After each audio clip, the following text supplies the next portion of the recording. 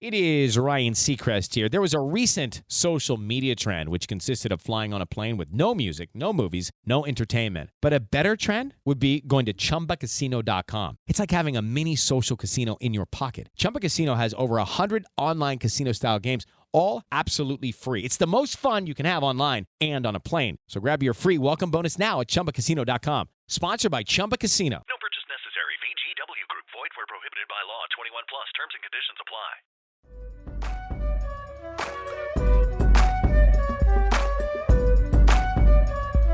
Wednesday, April 23rd, 2025. You are listening to the Daly Dose Sports Podcast, and I am your host, Clint Daly, coming to you from the Mile High City here in Denver, Colorado, and we are back for another week of talking sports with a dose of common sense. Hey, happy Wednesday to you.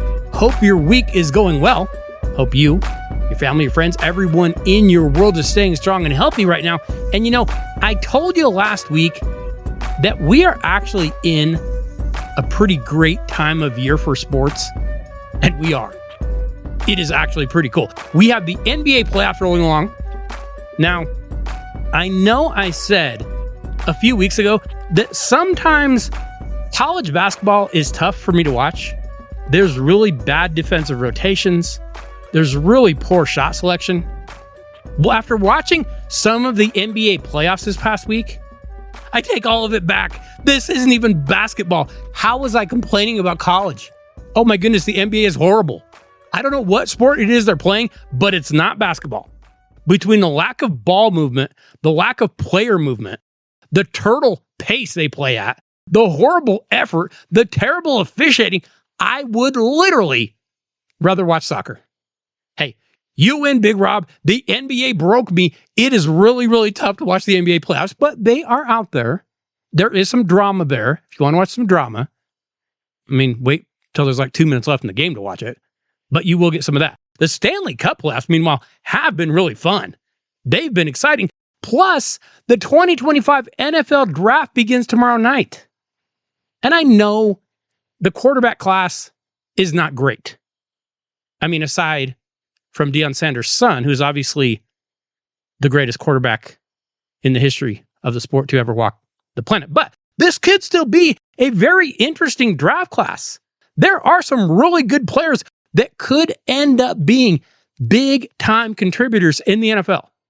So there is a lot going on right now, and I hope you are getting to enjoy it. But today on the Daily Dose, we are actually going to be doing something different because we are going to be joined by a very special guest to discuss some of the really cool stuff about sports and also some of the really bad things that people can get involved with in sports.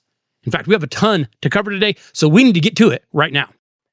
Joining us right now on the Daily Dose, we have someone who I am really looking forward to speaking with because we have the author of a powerful new book called Out of Bounds. Now, he is drawing from real events, but our guest kind of pulls back the curtain on the complex, at times volatile world of youth sports. His book tells the story of a respected coach whose career is derailed by baseless allegations and, this is key, unchecked parental ambition. Darren Ault is joining us today. He explores how toxic dynamics between parents, players, school boards, coaches, all of the above can shatter lives and shatter reputations. Out of Bounds is more than just a sports story. It is a cautionary tale. Darren, I want to welcome you to the Daily Dose. I appreciate you being here.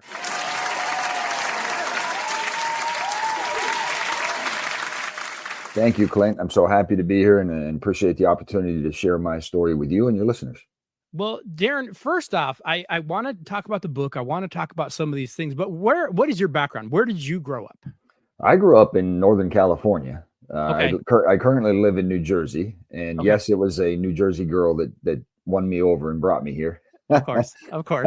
But I went east to go to the Naval Academy for college and basically didn't go back to California from that point for anything longer than a couple months. So my wife likes to say I've been here longer than I was there. So I'm officially a New Jerseyan. Okay, you're officially an East Coast guy now. That has all changed. You've gone from west to east. Yep. As a kid, as a young kid, you know, maybe elementary school, middle school, high school, what sports did you play? What was kind of your background? Sure. I played a lot. I unfortunately never developed enough time or devoted enough time to develop the strongest skill sets, but basketball was my main game, partly because I was one of the bigger kids. And, I'm 6'6" now. I think in 8th grade, I was 5'10" or something like that. And that naturally kind of put me on the basketball court. Unfortunately, back in the day, it also put me in the 5 spot, which, coaches back then just kind of put you in one spot. Oh, yeah. Limited you. But I also ran cross country in high school. I played some football. I played golf a little bit, which that was more just to get a couple free weeks of golf, to be honest with you. But sure, the 2 sports I really drove to were cross country, because I did originally get in shape for basketball. And what I learned shortly thereafter is that they're 2 entirely different types of running. But I fell in love with the discipline and the drive and the me against me in cross country, but there was still a team element to it. And then basketball was my main sport. Okay. Now I've got to ask you, because you're West Coast, you went East Coast, you've gone clear across the country here. As a kid, do you remember the teams or the athletes that you grew up kind of rooting for? Who are you watching? Who are you rooting for? From a professional standpoint? Yeah, any of the above. College, professional, what were you watching? Yeah, I was watching professional more so than college when I was younger. It wasn't until I went to college that I started to pick up on the collegiate athletics. But I very clearly remember rooting for the Los Angeles Lakers, the Dallas Cowboys, and the Cincinnati Reds. And I dare you to figure that out, being that I was from California. Well, I'm going to go ahead and assume that was all in that era of really, really quality teams from all 3 of those. So I can understand that a little bit.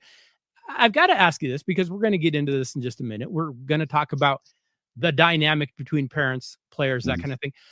As an athlete who played, at least the high school level, whatever, what were your parents like in the stands? Interestingly enough, my parents, my mom raised basically my brother and sister and I by herself. By the time I got of age to be in athletics, she did what she could to be there. Yeah. But especially on a cross country course, if I saw her at the end. So that's the beauty of running cross country. In basketball, if I saw her come into the gym. I never heard from her during the game. I saw her after the game, and it was really more, very positive, great game. Even if we got drubbed or I didn't play particularly well, but always very positive and uplifting. Well, and that's interesting to me, because I had a mom who was very, very similar. I had a dad who was a little more vocal, yet my dad was always that positive vocal, that positive, hey, go do this, go do that. It wasn't the negativity that we're really starting to see more and more and more. We're going to get into that in a minute. Yeah. But I've always found that kids that were raised that way are that way in turn. And I think we now have the product of a lot of kids who weren't raised that way. And as a result, it's gotten worse and worse and worse. I don't think it's a coincidence. Okay. Yeah, I definitely think it's a dynamic that starts at home, but there are other attributes to it as well. No, there are. And you can walk into a gym and you can feel sometimes this is going to get ugly. This is going to be very, very uncomfortable place. So you get done with high school. What do you end up doing after high school? Where did you go?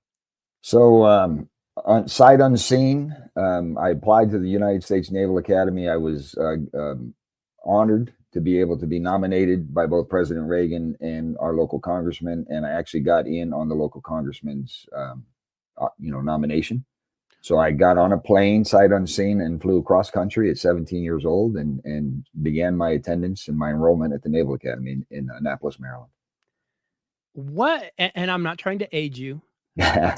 What kind of year are we talking about? When were you at the Naval Academy?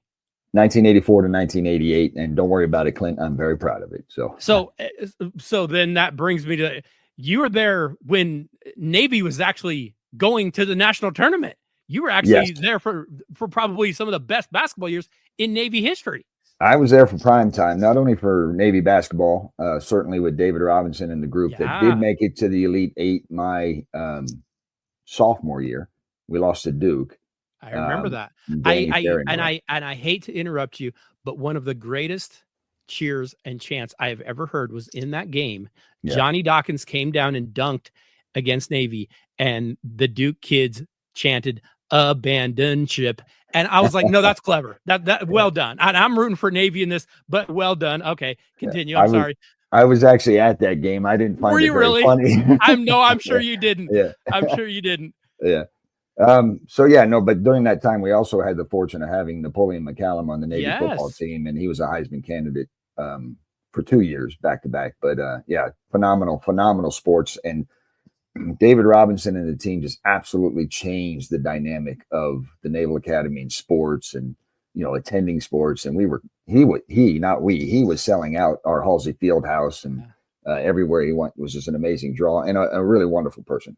Well, and that's what I was going to say. Not only did you get a great example on the court, you got a great example of a person off the court. The way he carries himself now, and I'll be honest, you see him every once in a while at a big game or whatever. You're like, I don't know. I think dude might still be able to play a little bit. He looks that good.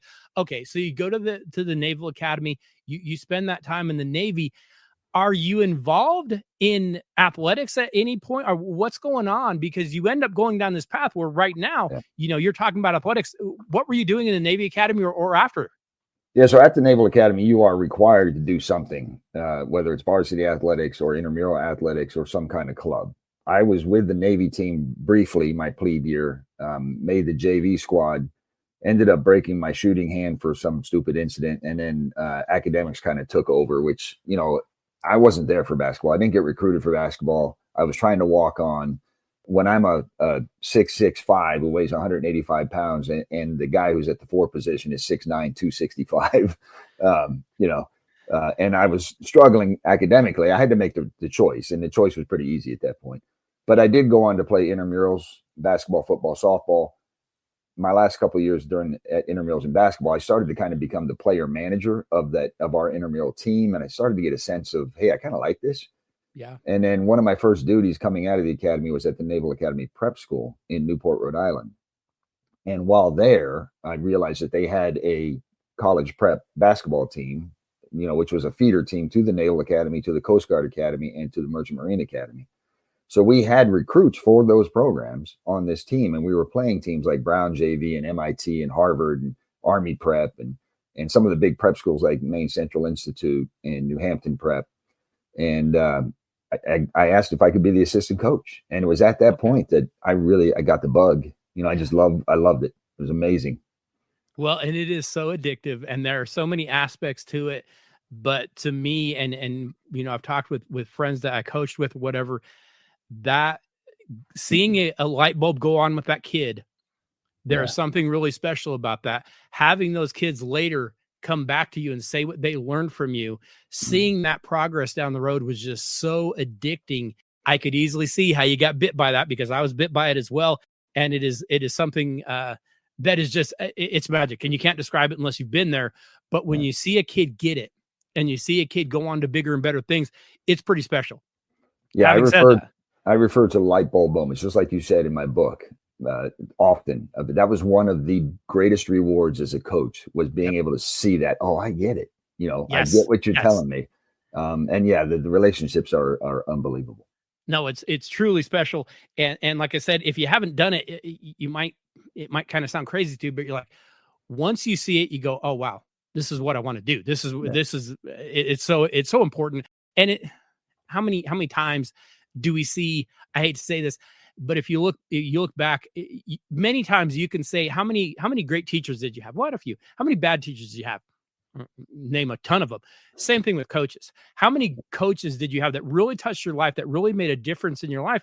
And a lot of times, unfortunately, especially right now, it doesn't seem like there's as many. There used to be, but it doesn't seem like there's as many. Having said that, who is the coach that got that light bulb on with you? Because I guarantee there was one. We all have one. Yeah. No, there was definitely one in I had 7th and 8th grade basketball. Okay.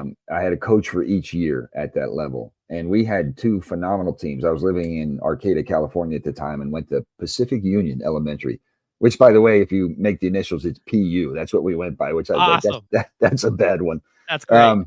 But Mr. Sly was my 6th grade math teacher and also the basketball coach.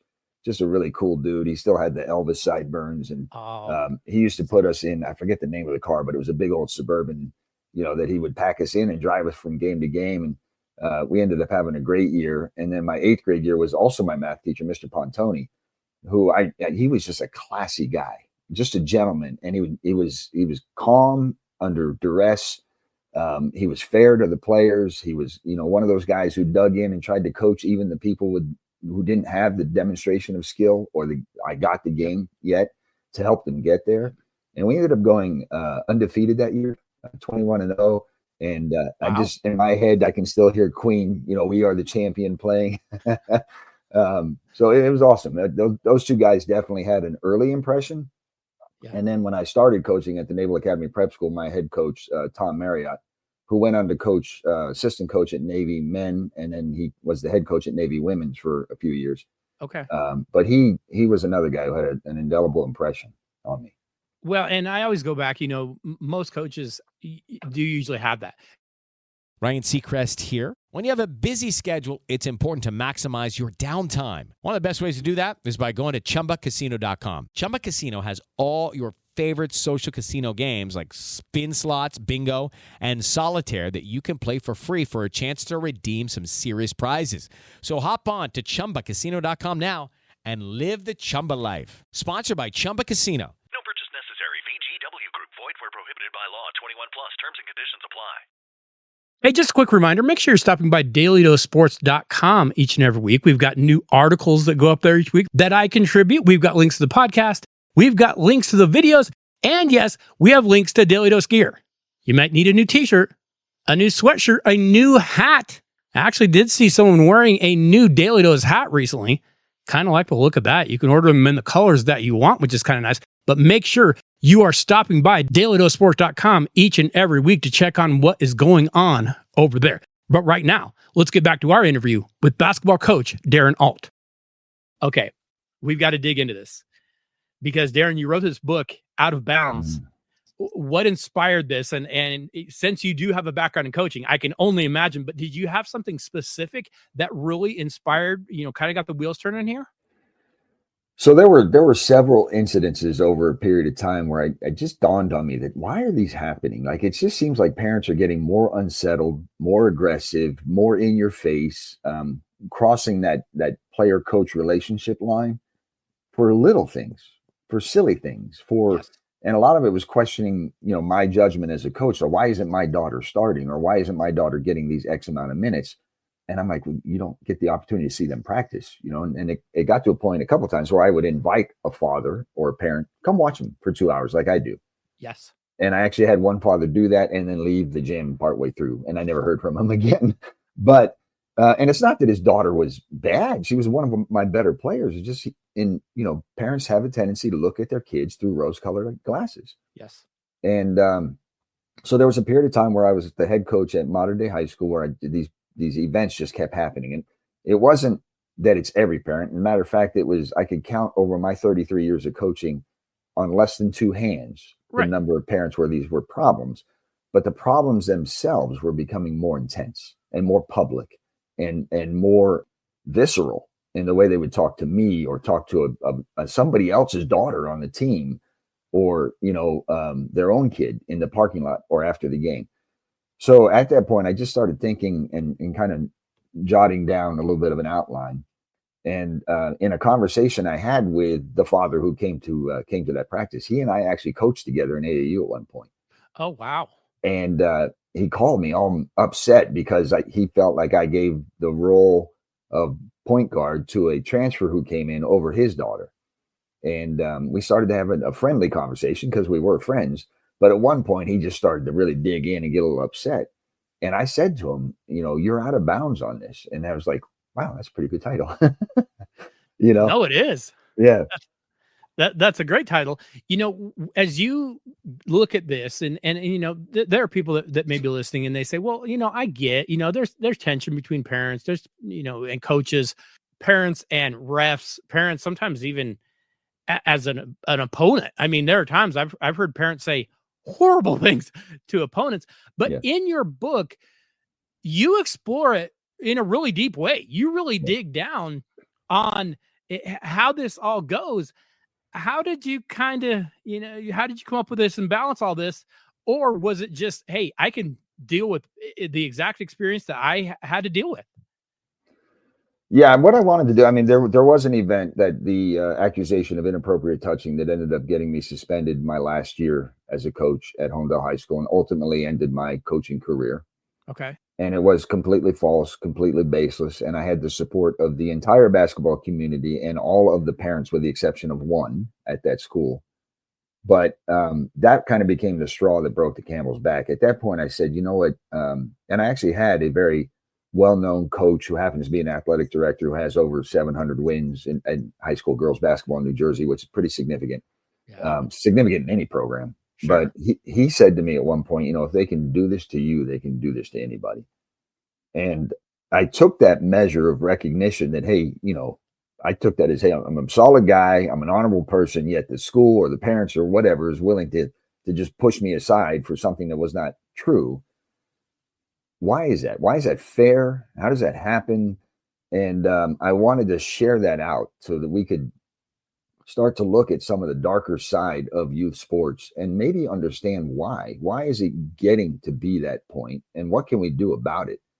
You know, so that people, most coaches, I would say 99% of coaches are trying to help develop a young mind, a young body, to prepare them not just for the game, not just for a game, not just for the understanding of the game, but to help develop characteristics that are going to help them in life, you know, whether it just relationships or work, you know, ultimately when they get out into the work field. And I thought there was a message there that I felt compelled to share through my Well, stories.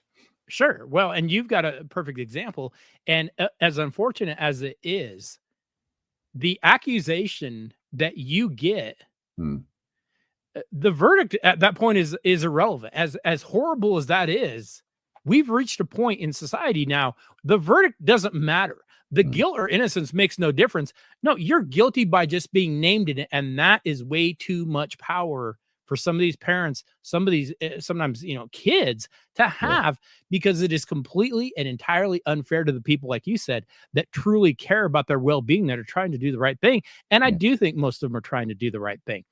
Speaking of the kids, because I always say this on the dose, it's all about the kids, right? Like when we're talking about youth athletics, we're talking about college athletics. It's all about the kids, right? Yep. Of course it is.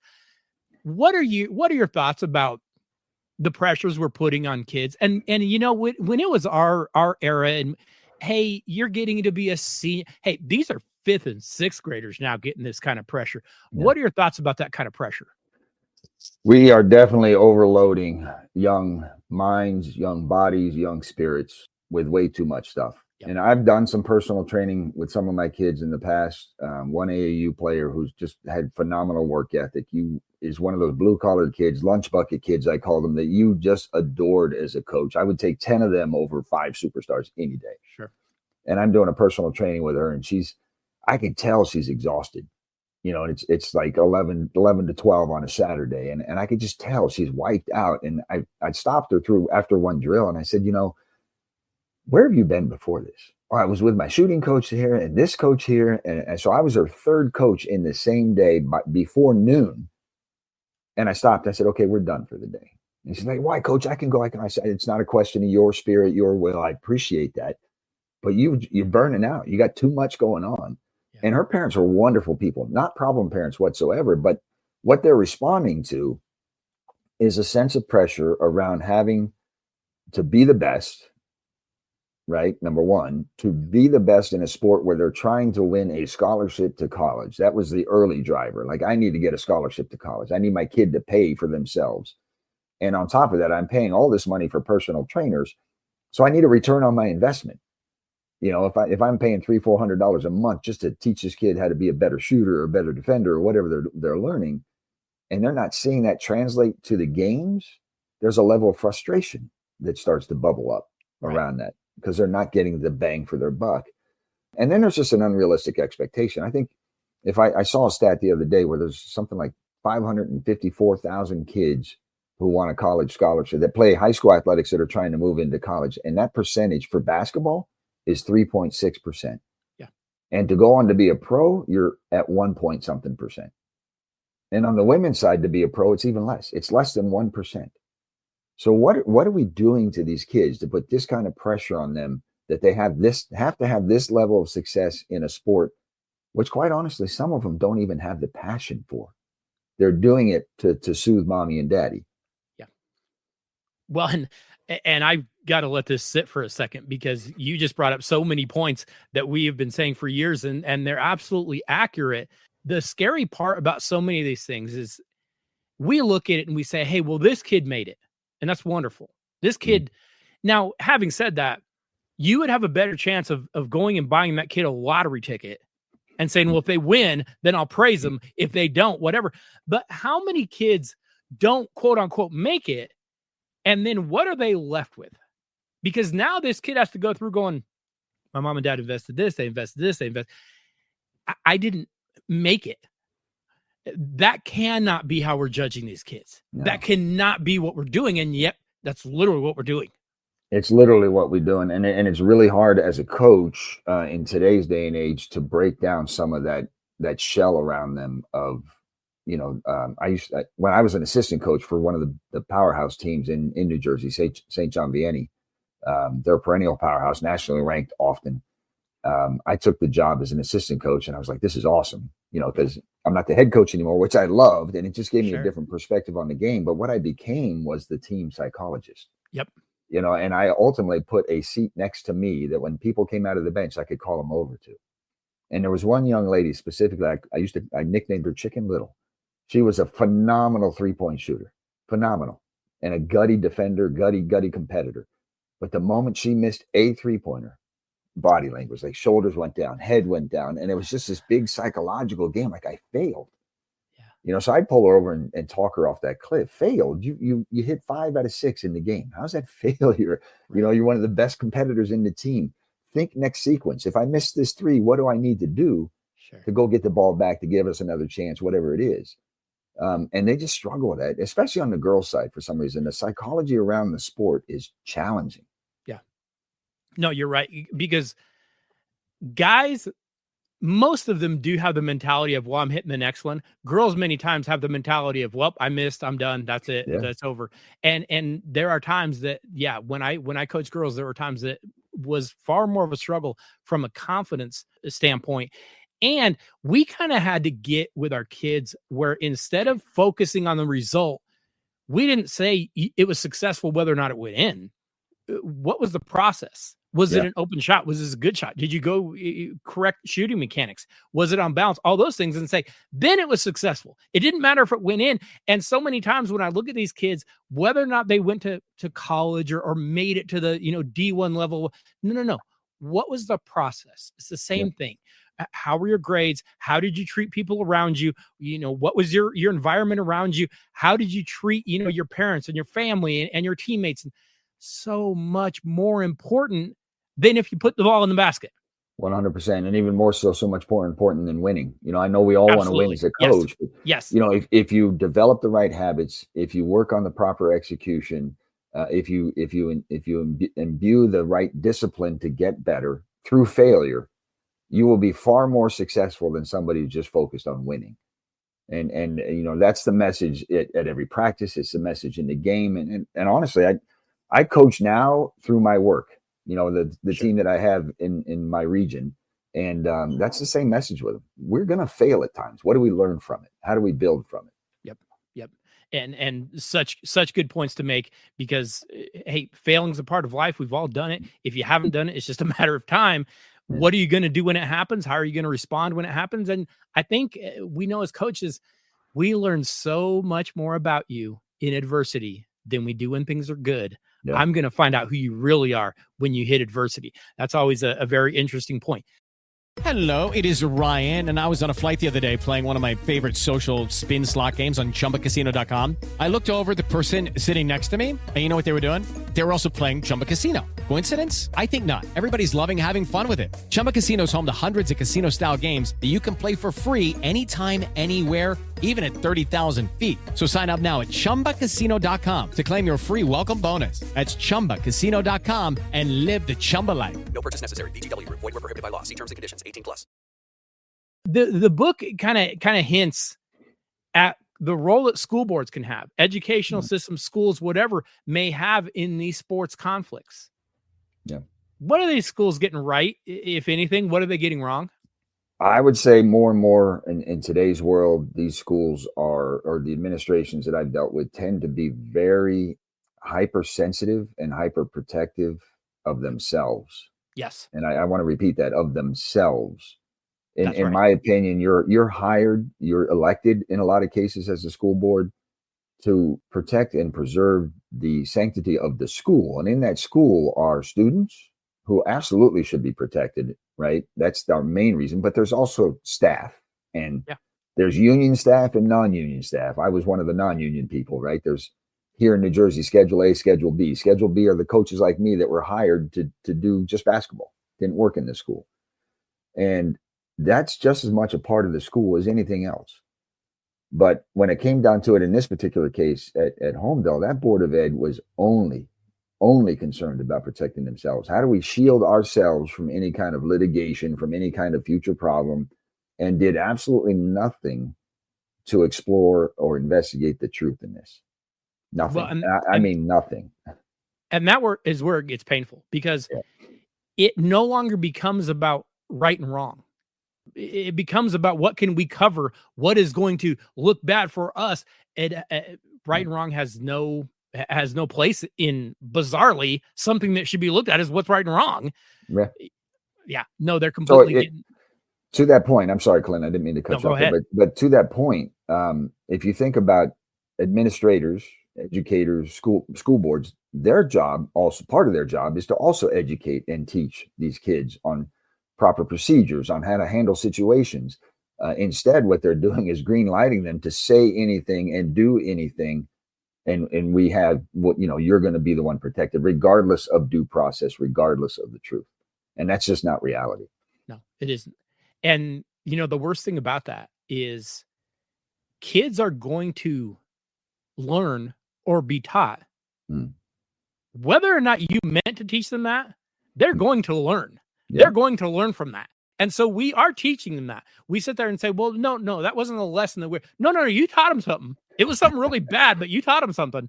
Yeah. Make no mistake about that. They absolutely took them a lesson that day, because when there are disputes, and I saw the exact same thing when I was coaching, I had a dispute between parents in the stands. Well, it came back to me. I'm not security. What do you want me to do? What am I supposed to go up in the middle of the game and separate two parents? But they didn't want to hear about that. They wanted to hear, well, you were in the gym. You should have handled it. I'm kind of busy. I kind of got my hands full. Again, why don't you go find out what's right and what's wrong and go from there? No. We want that off of our plate. We don't want it to reflect on us. And that was 100% what it was, which is just horrifying. Did you have any moments, and I would imagine that you had to, because I think back, if I were writing a book like this, there had to be some moments in writing it, in kind of coming up with it, that you were like, this is going to be tough. This is going to be a rough part to write. Yeah, most definitely. There are good and bad emotions. And one of the things I tried to focus on was, listen, this was an extremely unfortunate story at the end of the day, what happened to me. But I don't want it to overshadow all the great experiences I had as a coach for 33 years. Sure. And I coached boys and girls at different times. So, what we were talking about before around confidence between boys and girls is 100% true. Oh, yeah. But I didn't want it to be just about the negative. I intertwined some of the real positive stories, and even some of the stories that may have started negatively, a parent misunderstanding, a miscommunication, whatever. But at the end of the day, we came to a point where, we respected and honored each other. Right. I bring up one example of a father who wanted to have me fired. I was a volunteer coach at a Catholic school for 7th and 8th grade boys. And he wanted to have me fired because I was holding his son to an expectation that he would be at our basketball practices, no more so than anybody else. And if he was going to miss it for any kind of reason, like football season was ongoing, that all I was asking for was a communication to me so that I could plan appropriately. Well, sure. And it blew up like crazy, and he was F-bombing me left and right, over the phone. And again, he was going to fire me from a volunteer position. I was like, go ahead. But at the end of the day, I ended up coaching both of his sons. And he came to me after the second son and said, thank you for making my boys better men. And I was like, that right there is why I coached. You're exactly right. Yeah. So the moments like that were fun to remember. They even talking about it still kind of chokes me up a little bit. Certainly the moment around the home dell, my last opportunity to coach, and how that unfolded, that was really difficult to get through, because it was something that just stuck with me for, the 2 years afterwards, right before starting to write this book. There were moments of just absolute joy, just kind of going back over a story again and seeing the development of a young man or a young woman into who they are today, and knowing them as 40, 41-year-old, fathers and mothers today. And they still call me coach. So there's a lot of emotion behind this book. Oh, and it's my story, but I think there are lessons in here for everybody beyond basketball, beyond youth sports. For sure. And I kind of empower the reader to find those things, like, how would you apply this to your life as opposed to telling them? It is Ryan Seacrest here. There was a recent social media trend which consisted of flying on a plane with no music, no movies, no entertainment. But a better trend would be going to ChumbaCasino.com. It's like having a mini social casino in your pocket. Chumba Casino has over 100 online casino-style games, all absolutely free. It's the most fun you can have online and on a plane. So grab your free welcome bonus now at ChumbaCasino.com. Sponsored by Chumba Casino. No purchase necessary. VGW Group. Void where prohibited by law. 21 plus. Terms and conditions apply. Sure. No, and we say it every day, and I know it's cliche, and I know people get tired of hearing it because they want to many times put down what athletics brings, and sometimes it has this bad connotation. It teaches life lessons if it's done the right way. It teaches things you're going to reflect back on even now, that you'll go, okay, what do I do in this situation? What do I do when I'm hit with adversity? What do I do when I'm dealing with someone I don't want to deal with? What did I learn? Sometimes back in 6th and 7th grade, you still apply those same principles today. Yeah, but what ultimately are we teaching them? Because you said, what do I do when I'm dealing with a difficult person, right? Right. Now you have the portal in college that if I don't like my coach, I can move on. See, and that's in high school today as well. Yes, it is. You're exactly right. So many things. Wow, Darren, I could sit here and we could just talk basketball and coaching the rest of the night here. I've got to ask you this though. Yeah. You wrote this book. It talks about some difficult situations. It talks about some situations that sometimes as a country right now, it feels like we're failing in a lot of ways. But what are you hoping that parents or kids or coaches, even players, are going to read and get from your book? Yeah, I appreciate that question, Clint. I've thought about that several times. Yeah. And I really want this to be maybe the opportunity for the person who's reading it, whatever they are, player, coach, teacher, parent, to just hold a mirror up to themselves for a second. Because I'm sure there's something in here where they say, oh, I kind of do that. Or it sounds a little bit like something I did. And if it helps them recognize it and helps them change that, if it helps a player go talk to a coach before they complain to mom and dad and try to have a crucial conversation around what do I need to do to get better, most coaches would embrace that kind of conversation, right? If it causes a parent to pause for a second and realize that they're not in the gym with their daughter or their son 2 to 3 hours a day, 7 days a week, trying to develop not only them as an individual, but them as part of a bigger picture of being that teammate and being a good teammate and where they fit into that maybe they don't have the right lens to judge through. And again, open up a dialogue with a coach. Most people, most coaches, as long as you're not complaining about playing time, if you're asking about what it is to really improve my daughter or son's position in the game that they love, most coaches will listen and talk through that. And then the administration, for God's sake, you are hired to do something. You are hired, and what you're hired to do is to lead. Don't run from it. Don't run from that challenge. Embrace that challenge. And my whole circumstance, in my opinion, instead of 40 days to find out what I did wrong and or in their eyes what I did wrong, just to find out that I didn't do anything wrong, that could have been done in 40 minutes in a room at the school with the parties involved and somebody actually leading through the process instead of running from it. There are so many things here. Like I said, I could sit here and talk to you forever. The book is called Out of Bounds. The author is Darren Ault, Ault. Darren, where can listeners find the book? Where can they follow you? Maybe is there, social media or any website or anything like that? Where can listeners go to view more? Because there's a lot more here. And I would encourage people to go pick up this book, because this is something that if you have a youngster in your life, you're a coach, you know someone who's playing, someone who's coaching. Trust me, this is going to be something you're going to want to read. You're going to want them to read. This is really, really good information. And this is information from someone who actually gets it. Where can they find your work? So I'm kind of all over the place. I am on LinkedIn for sure. Instagram at Coach Alt88. Same on X. I'm a little new to the social media aspect beyond LinkedIn, so I apologize for that. I am working on a website, do have one, and I will be posting it on my links there. My son and I actually do a podcast, not to steal away from you, but we have an outside the coach's box. It's on Spotify. Okay. So there's a lot of ways to engage with me. And listen, at the end of the day, I'm happy to talk to anybody about this, because I think this conversation is vital to changing the environment to more positive for our youth to grow and develop. So yeah, reach out to me any way you'd like to. I'm happy to discuss it. And please get the book. Absolutely. Where can they find the book? The book is through the publisher was the Paper House. Ingram Spark is actually the printer, but it is available on Amazon and Barnes and Noble and pretty much any book outlet. Okay. Yeah. Well, that is perfect. Darren, I want to thank you so much for your time. I want to thank you so much for coming into the Daily Dose and talking a little bit about coaching, a little bit about the crazy relationships and some of the crazy stories. At some point, we may need to have you back and just hey, we'll just share coaching stories, because I'm sure you've got a million of them, and I would love to catch up. And if you have anything else coming out, feel free to reach out, because I would love to spend more time with you. But I want to thank you sincerely for coming on the Daily Dose. I really, really appreciate your time. Yeah, Clint, thank you so much. I appreciate the platform, and I'd be happy to come back on. We can even talk a little Dallas Cowboys versus Denver Broncos whenever that happens. We absolutely could do that. I would love that. All right, sounds good.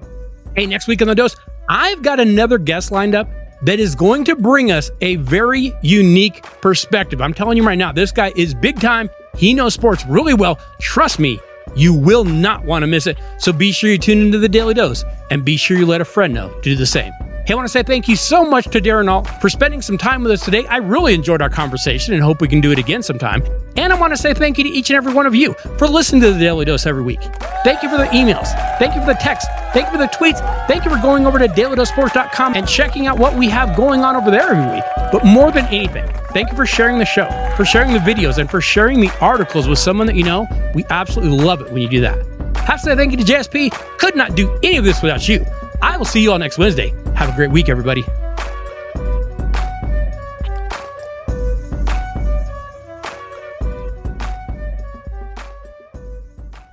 Ryan Seacrest here. When you have a busy schedule, it's important to maximize your downtime. One of the best ways to do that is by going to ChumbaCasino.com. Chumba Casino has all your favorite social casino games like spin slots, bingo, and solitaire that you can play for free for a chance to redeem some serious prizes. So hop on to ChumbaCasino.com now and live the Chumba life. Sponsored by Chumba Casino. No purchase necessary. VGW Group. Void where prohibited by law. 21 plus. Terms and conditions apply.